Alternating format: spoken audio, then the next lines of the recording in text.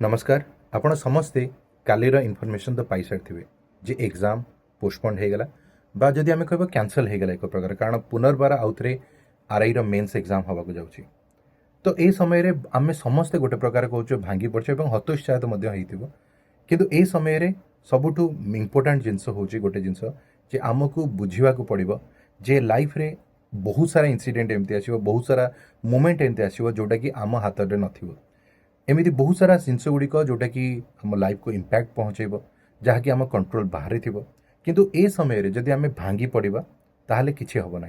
जदि आमको आगू बढ़वार अच्छी निज लाइफ रे किसी करने को अच्छी ताहले आमको पुनर्बार रिस्टार्ट करिया पड़ो लाइफ रे सफल से ही माने हुंती जो माने कि रिस्टार्ट करती और जदि आम रिस्टार्ट ही न करवा केवल भाविकी रहीजा ताहले आम निश्चित भाव पछरे रहीजा तो लाइफ रे बहुत जिनस आसो बहुत जिनस जीव किंतु एबे समय होची पुनर्बार रिस्टार्ट करिवार।